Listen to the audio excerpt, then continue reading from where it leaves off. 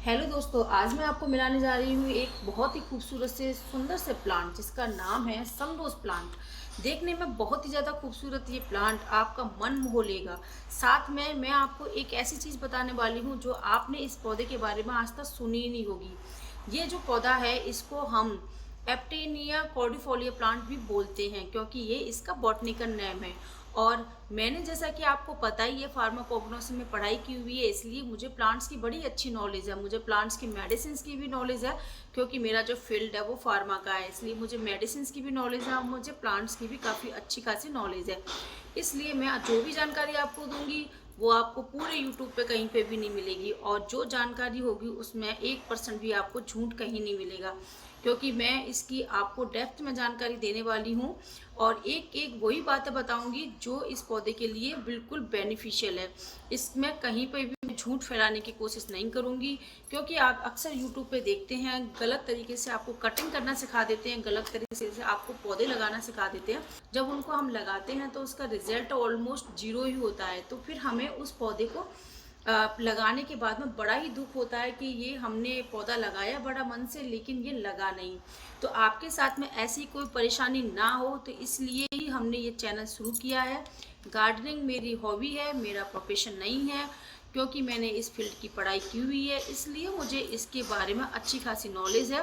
तो मैं बड़े ही सटीक तरीके से आपको इसके बारे में जानकारी दूंगी और साथ में आज मैं आपको ये बताऊंगी कि इस पौधे को आप कटिंग से किस तरह से ग्रोथ कर सकते हो, सॉइल मीडियम आपको किस तरह से रखना है, पानी की रिक्वायरमेंट आखिर इस पौधे को कितनी रहेगी और ये प्लांट किस सीजन में ग्रोथ करता है। तो ये सारी इन्फॉर्मेशन के लिए बने रहिए हमारे चैनल पर और करते हैं आपका वीडियो शुरू।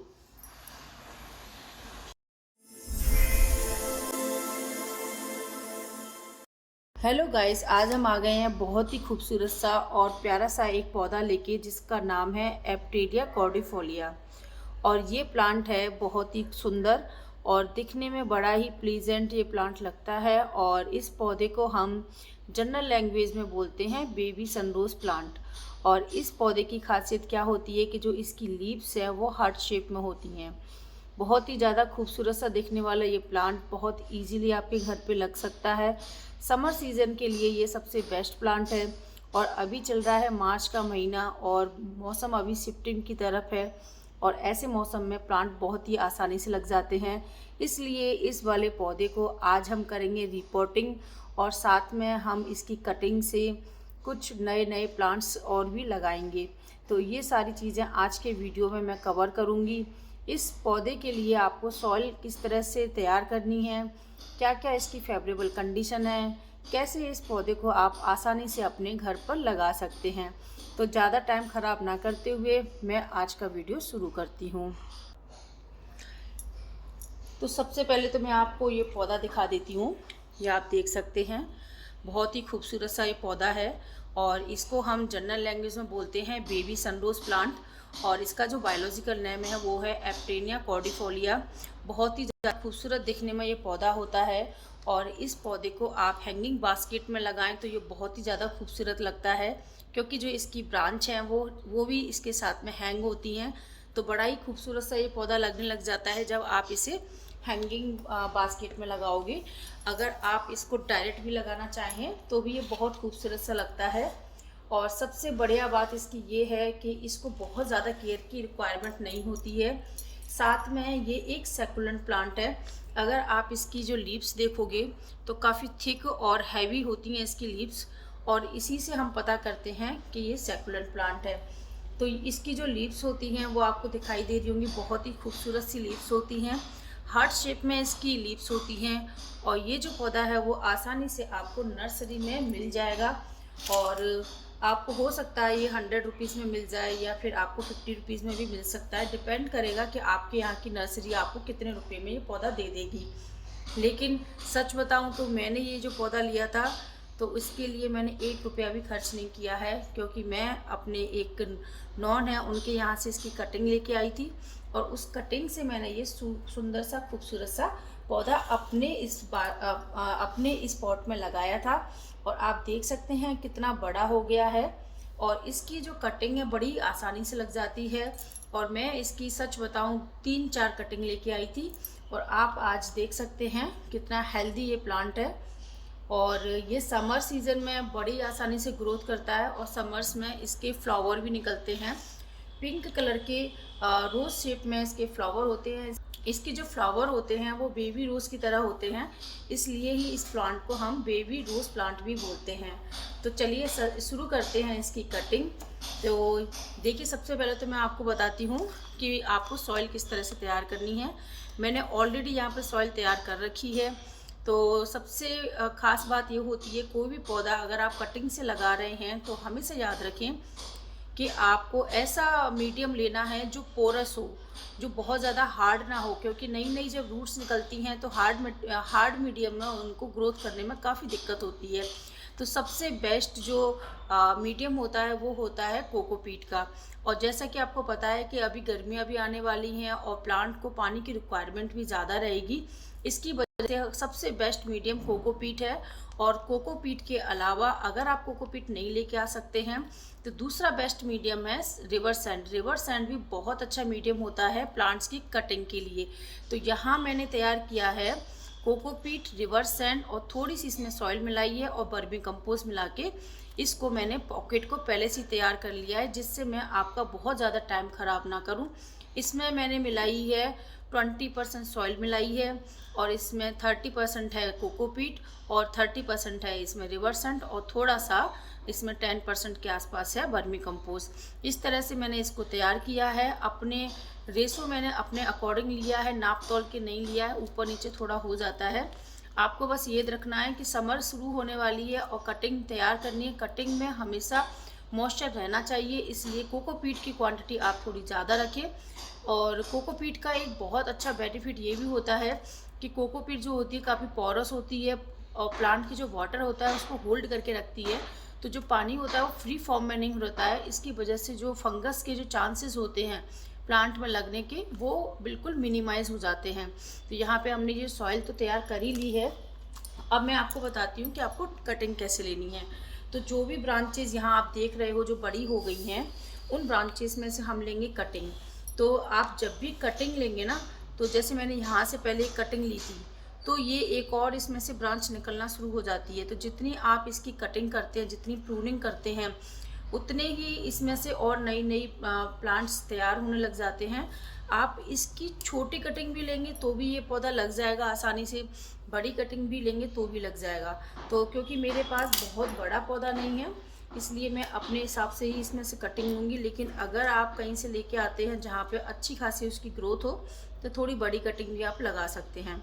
तो सबसे पहले हम यहाँ से एक कटिंग ले लेते हैं, और इसको मैं 45 डिग्री के एंगल पर यहाँ से काटूंगी। तो ये देखिए, मैंने एक कटिंग ले ली है।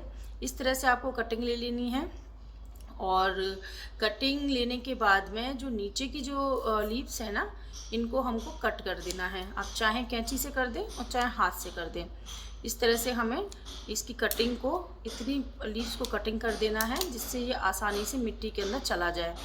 क्योंकि लीव्स अगर आप ज़्यादा भी छोड़ोगे तो न्यूट्रिशन ये लेती रहेगी और रूट्स को डेवलपमेंट में थोड़ी सी परेशानी आएगी। तो इस तरह से हमने ये कटिंग ले ली है, और ये एक हमारी कटिंग तैयार कर ली है हमने। इसको हम यहाँ रख देते हैं। अब दूसरी कटिंग हम इधर से लेते हैं।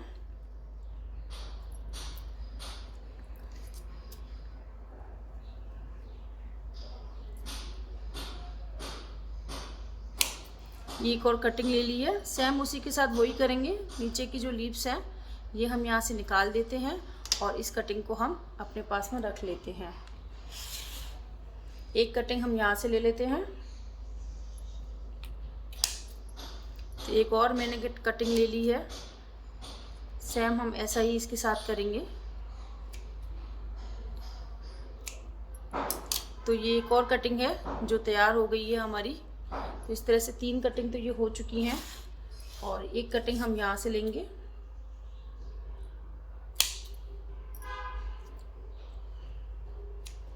और मैं इसका अभी आपको रिज़ल्ट भी दिखाऊंगी, क्योंकि मैंने ऑलरेडी एक 2 कटिंग लगाई हुई हैं, तो उनमें से मैं आपको रिज़ल्ट भी बता दूंगी।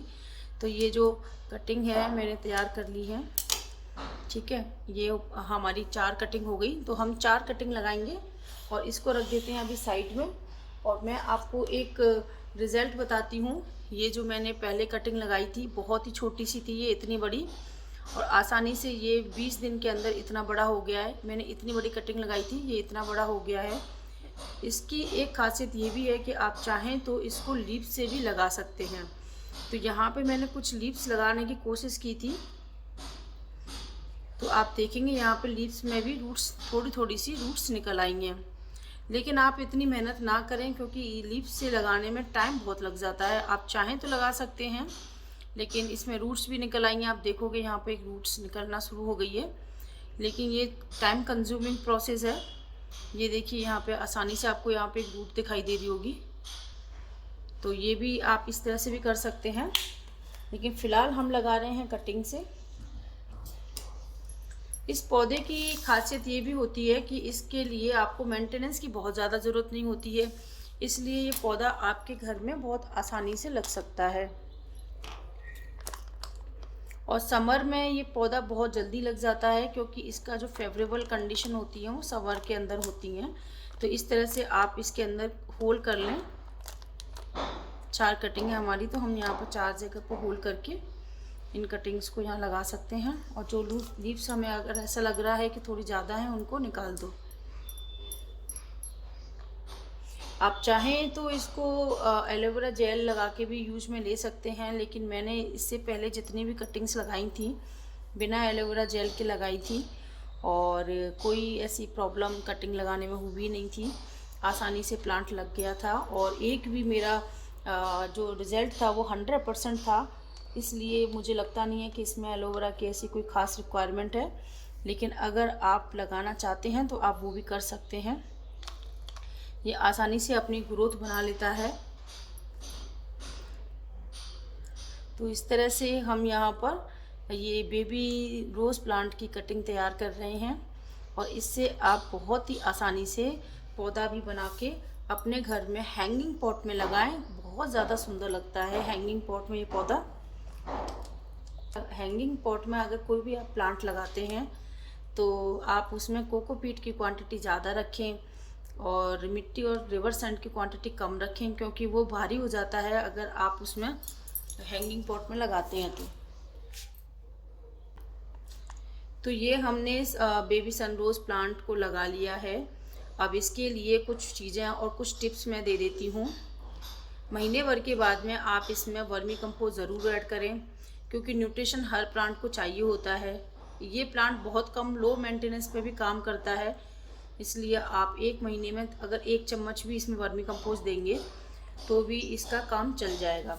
कोई भी पौधा हो, वर्मी कंपोस्ट हमेशा डालें, या फिर आप काऊ डंग डाल सकते हैं, गोबर की खाद यूज में ले सकते हैं। और इसके अलावा भी आप जैसे चाय पत्ती भी इसके अंदर डाल सकते हैं। आप चाहें तो किचन वेस्टेज होता है, उससे भी कंपोस्ट बना के वो भी आप यूज़ में ले सकते हैं। तो आपके पास में जो भी मीडियम अवेलेबल हो उस मीडियम में आप यूज़ में ले सकते हैं। नीम की खली भी आप इसमें मिला सकते हैं, जिससे और अच्छी ग्रोथ इसकी आएगी। तो ये आपको आज का हमारा वीडियो पसंद आया हो तो चैनल को सब्सक्राइब ज़रूर करें, और हमारे वीडियो को लाइक ज़रूर करें। हम इसी तरह के जानकारी वाले प्यारे प्यारे से पौधे आपके लिए लेके आते रहते हैं। हर बार कोशिश करते हैं कि एक यूनिक सा पौधा आपके लिए लेके आएँ, जिससे आपको नए नए पौधों को जानने के लिए अच्छी जानकारी मिले, और आप जान सकें कि कितने सुंदर सुंदर प्लांट भी अपने यहाँ पर हैं, और अपने इंडिया के अंदर कितने प्यारे प्यारे सुंदर सुंदर प्लांट्स हम अपने घर में लगा सकते हैं, और अपने घर को बहुत ही ज़्यादा सुंदर और नेचुरल बना सकते हैं। तो ये देख सकते हैं कितना प्यारा प्लांट है ये, और ये हमारा एक लगा हुआ प्लांट है, और ये भी आप देख सकते हैं ये हमारा प्लांट है। तो ये जो मेरा पौधा है ये मदर प्लांट है। जब मैं इसकी कटिंग लेके आई थी तब मैंने इसको इतने से छोटे से में ही लगाया था, और मेरे पास इतनी ही कटिंग थी जो यहाँ पे आपको दिखाई दे रही है। उससे ये ग्रोथ करके इतना हो गया है, और अब मैंने इसमें से एक छोटा इसका बेबी तैयार कर लिया है, और एक ऑलरेडी मैं बेबी यहाँ पे पहले ही तैयार कर चुकी थी। इस तरह से मदर प्लांट से देखिए आप इसको बहुत ज़्यादा मल्टीप्लाई कर सकते हो। जितनी ज़्यादा आप पौधों के साथ में रहोगे, जितना ज़्यादा पौधों पे आप केयर करोगे, पौधों से मिलते रहोगे, उतना ही ज़्यादा आपको पौधों के बारे में जानने का मौका मिलता है। और यकीन मानिए जब आप पौधों के साथ में रहते हो तो आपको बहुत ही एक अलग सी फीलिंग आती है, एक बहुत ही अच्छा आपको लगता है और आपका माइंड बहुत ज़्यादा हैप्पी रहता है। और सबसे बढ़िया बात कि जो पौधे होते हैं वो आपको बहुत ही जल्दी स्ट्रेस से निकाल देते हैं। आप इनको फील कीजिए, इनके साथ बातें कीजिए और इनको आप बच्चे की तरह ध्यान रखिए। आप उनको जब बड़ा होता हुआ देखोगे तो एक अलग ही खुशी आपके चेहरे पे आती है। तो मुझे तो गार्डनिंग करना बहुत ही ज़्यादा पसंद है और मैं इसी तरह से आपको नए नए पौधों से मिलाती रहती हूँ और आगे भी आपको नए नए पौधों से ऐसे ही मिलाती रहूँगी। तो इसलिए आप मेरे चैनल पर ज़रूर बने रहना, क्योंकि मैंने ये चैनल स्टार्ट किया है सिर्फ गार्डनिंग के लिए। और एक और बात, गार्डनिंग मेरी हॉबी है और मैंने फार्माकोग्नोसी में पढ़ाई भी की है, इसलिए मुझे प्लांट्स के बारे में अच्छी खासी नॉलेज है और इनकी मेडिसिन्स के बारे में भी मुझे अच्छी नॉलेज है और प्लांट्स के बारे में भी नॉलेज है। इसलिए हम आपको जो भी जानकारी देते हैं बड़ी तथ्यों के साथ में देते हैं और और एकदम सटीक जानकारी देते हैं। कोई भी मिथ हम फैलाने की कोशिश नहीं कर रहे हैं, क्योंकि झूठ यूट्यूब पे बहुत पड़ा हुआ है। इसलिए हम चाहते हैं कि आप एक ऐसे चैनल पर आएँ जहाँ पर आपको बिल्कुल सही और सटीक जानकारी मिले। तो आज का अगर वीडियो आपको पसंद आया हो तो चैनल को सब्सक्राइब करें, वीडियो को लाइक करें। थैंक यू दोस्तों, बाय बाय।